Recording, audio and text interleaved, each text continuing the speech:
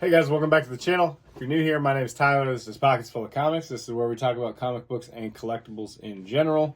Today we got a little different video. So, my previous videos, if you haven't seen, look down below, have been, comic book collections that I've picked up, comic book unboxings and CGC reveals, stuff like that. But I wanted to do a little different video today because I got a lot of messages from people, talking specifically about, the comic book collection purchases and like what all it turns out to be, right? So obviously I inherited, if you don't know my story, I inherited some of the comic books behind me, a bigger collection, and I really dove in deep. I started a YouTube channel thanks to Mike with Lunch Money Comics, telling me I should do that. So I did that. Got a pretty good following, made some really great friends along the road, and then, where I'm at, I started scrolling through Facebook Marketplace, and I found two really great collections. The Giant Size X-Men right here, I found in a collection. I paid $2 for that book, worth roughly $2,000 now, which is just wild. My journey has been fun, and a lot of comments I've gotten from people are like, man, you're so lucky you found these crazy collections, and I definitely would agree that I am very lucky. Very fortunate to find the collections I found.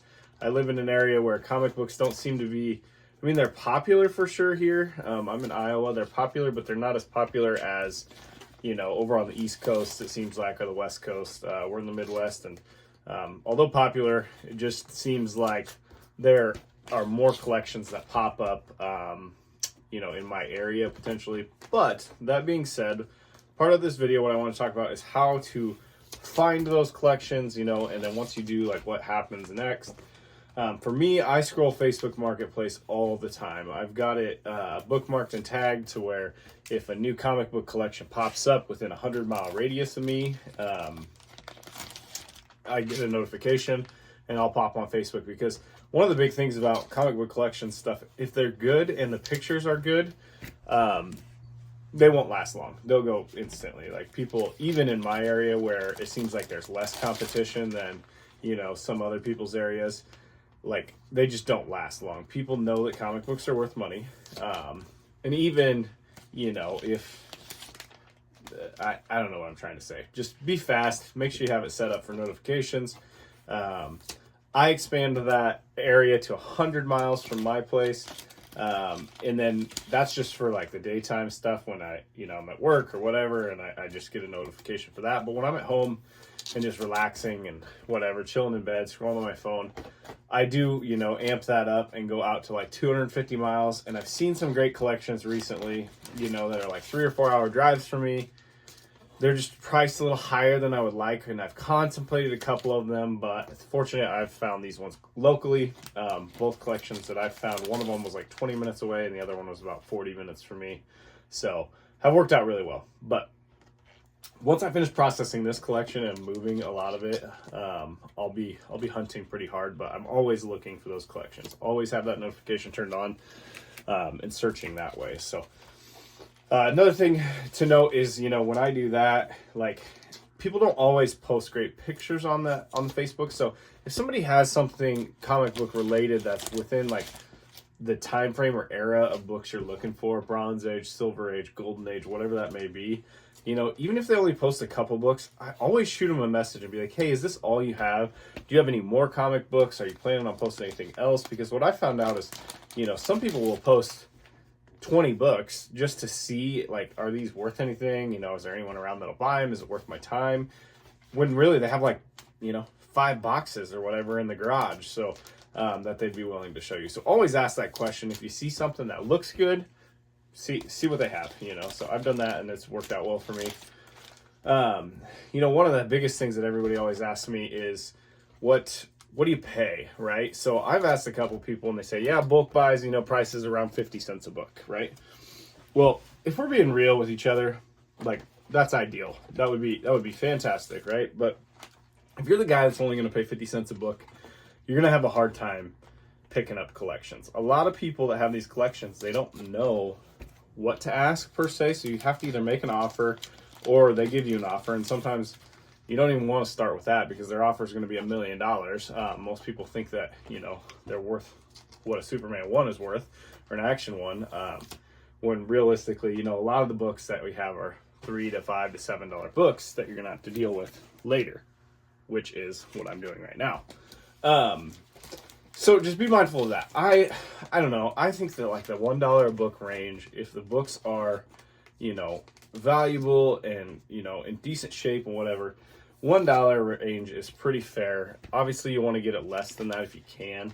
But if it's a collection where you're seeing a couple nice keys and you're seeing some books that you know you can move or you want in the PC, you know, I don't think you can go wrong with $1 a book. Like, you can't buy anything for $1 these days. So that's kind of like where I like to try to stay. If you find a collection that has a bunch of stuff that's worth even more, you know, you might have to jump that up to $2 a book. But, you know, typically on bigger buys, like, let's just say it's 1,000 books. If you're offering someone $1,000, like, that sounds decent, you know, versus $500 for 1,000 books. To me, I'm like, you know, I'm pretty new to this, but if somebody, you know, was like, hey, I'll buy your 1,000 books for $500, unless they really truly are like 25 and 50 cent books, I wouldn't be that interested. Because anybody can grab the Google Lens, or, you know, eBay has the camera up top in the search bar now, and look up, I don't know, let's just pull a book. I'll pull one off the top that I haven't bagged and boarded. Like this Justice League of America 174. Like, is it $1 book? Maybe. Is it a 50 cent book? Probably not, right? Just from the era and the contents on it. So I don't know. I think, like, what would I be happy with if someone offered me this if I was in their shoes, you know, and 50 cents wouldn't really trip my trigger. So anyways, just a little whatever, just mumbling here. So next thing to equate is bags and boards, right? So I just went and bought 200 more bags and boards for this previous collection that I bought. This is my 4th round of buying bags and boards, so 800 bags and boards, you know, which equates to like $150 or something like that. So don't forget when you're buying these collections that if they're unbagged and boarded, like, here you go. I mean, I'm still working through a lot of this collection. Like this stack, they come like this, you know. You got a lot of work ahead of you. You got to bag and board every one of them. You got to buy the bags and boards. Go pick up the bags and boards from your LCS, whatever. Sit here and stuff them all in, you know, which takes a lot of time. I'm not that fast at it. Or sweet talk your wife into doing it, which didn't work for me. So don't forget about your time involved in these collections. So they're not all worth it. And, you know, I've only been doing this for, like I said, you know, a year and a half total. I've only found 2 collections. They've been great, so it seems like I've done really well, but don't forget about all the work that comes with it. So talking about the work first, do you guys bag and board? Do you put your board in your bag first? Like, if you bought 200 bags and boards, are you just doing what I'm doing right here and tucking them all in and then going back and putting the books in? Or are you of the type who is, you know, pulling out the bag, pulling out the board, you know, doing this, putting it in, and then grabbing your comic book? Just grab one off the top here, Marvel Triple Action number 43, tucking that in and putting it away. To me, that's slower. I like to just put all the boards in the bags at a time and then go back and put all the books in. So, I mean, kind of a whatever topic. If you've done this a million times, it doesn't probably matter to you, but I'm just genuinely curious on what you guys do. So, all right, so we've talked about bagging and boarding, costs there, time involved, kind of how to locate some collections, whatever. What to look for in collections, just the era. You know, I really like anything Bronze Age or lower or older. You know, Silver Age moves really well. Some of the Bronze Age stuff is tough to move. You know, moving Disney books and Richie Rich books and Archie books is almost impossible. I got that last collection that had a ton of Archie books in it, and I basically had to give those away. They were hard to move. I mean, you can't even move them at $1 a piece. So for someone like me who does not set up at shows, I don't have a lot of shows around me. There's a big con, you know, coming up in May. I've never been, but I'm going to go, so that'll be a fun video. I don't set up at shows or anything like that, so I gotta have a way to move dollar books and 50-cent books and, you know, cheaper stuff than that on Whatnot. I sell on Whatnot, and that's been great. You know, I like to stay in that $5 to $10 range on books there, but moving $1 books is hard. So some things I've had success with in the past are, you know, I go through everything. If I think it's $1 or less, it goes into a tote, and then that tote goes to an auction house locally, and he'll sell them in big lots, like 30 or 40 books. And typically I end up getting anywhere from 30-40 cents a book in that setting, which, you know, if I was $1 into all of them, I'm losing money, but at least I'm getting money back on the books that, you know, really aren't that valuable. I don't collect huge runs of any modern anything, so like I bought a couple collections that had a bunch of really good old stuff, had that giant size X-Men 1, had a lot of stuff in it, but also had a lot of modern stuff that was honestly worth less than $1. So that was a good outlet to get rid of a lot of that. So yeah, I'd be curious, what do you guys do? Do you guys post stuff? If you buy big collections, do you put them on Facebook Marketplace after you went through them? I didn't really want to do that and deal with that whole hustle and bustle of like people coming and looking through the collections, doing what I want to do to people's collections, you know, going and finding those keys. I just wanted to move them so they're not sitting in here taking up a ton of room. You know, for me, ideally, like 2,000 books and under is about what I'd like to keep. Or, you know, the biggest collection I like to buy. I'm not one of the guys buying 20 long box collections by any means. So, yeah, I don't know. Just chit-chatting here. I have not found another collection. I'm still processing this one, so I figured, all right, what kind of video can I make to talk with all of you guys who follow me and, you know, talk about the real parts of buying comic collections. And honestly, the real parts of buying comic collections are dealing with the stuff that's not, you know, big key books worth hundreds or thousands of dollars. You know, you got to flip your $3 and $4 and $5 books in order to make a profit and make these collections make sense. And it is a lot of work. Selling on Whatnot's a lot of work, a lot of packaging, shipping. Got to have the show, all that. When it works great, it works great. And I've had a ton of fun doing it. And I think that's probably the most important part is I'm so new that sitting here and stuffing bags and boards is still fairly fun to me and new to me. I'm sure like with everything else, you get tired of it after a while.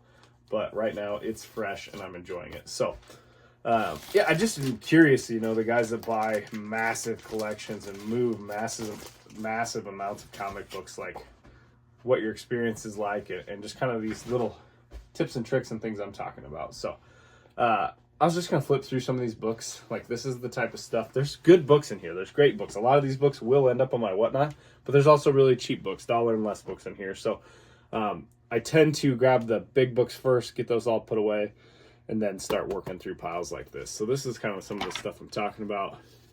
Really, really great stuff. You know, haven't researched most of this yet. There's probably some key issues in here that I'll find. But like, you know, when I was going through this collection, grabbing the big keys that most people pointed out, that's a cool cover, was kind of where I start. So do you guys start with like the extra stuff like this and get rid of this first, or do you get rid of one big book to cover your collection, or like how do you approach your collections? I'm just genuinely curious. Like, you know, Patriot Comics, I know I've watched you pick up some collections. What's your process for processing a collection? Nice Werewolf by Night books, so there's still some really great stuff in here. You know, obviously, that I'm working through. Some really nice Batman in here, 100 pagers. But I still have like 350 books to go through from this collection, so I'm excited about that. It's fun to kind of start with a portion of it and then tackle the next part. So, I don't know. I can quit rambling. Let me know if you like videos like this about me just talking about like, you know, what I do or what I have to do. Or if you just prefer seeing the collection buys. I don't know. I like to continue to post videos and show you guys, you know, kind of what's going on. But every video can't be a collection purchase or a grail find or anything. So I want to keep content coming. So looking for advice from you guys too. What you want to see moving forward. What I can do that's interesting to you. Would you prefer that, like, you know, videos where I take, you know, books like these and really go in depth and talk about artists and talk about stuff like that? Or would you prefer talking about, you know, finding collections, picking up collections, processing collections, the costs of it, you know, the kind of that side of things? That's probably where I'll focus my time, just being so new to the hobby. But I'm open for suggestions. So I just wanted to touch base, say I hope you guys are having a great week. Stay tuned. I have a lot of stuff coming up. I am more unboxings and whatnot. So stay tuned. But yeah, just kind of trying to keep it fresh and lighthearted and make some new content here and get all these bags and boards put together. So just finished 200 more. So now time to stuff the comics in and keep working my way through it. So appreciate each and every one of you. Hit that like and subscribe if you haven't yet, and you kindly would, I sure would appreciate it. If not, that's fine too. I just appreciate you here hanging out. So until next time, I'm going to keep stuffing bags and boards. So we'll see you later. Bye.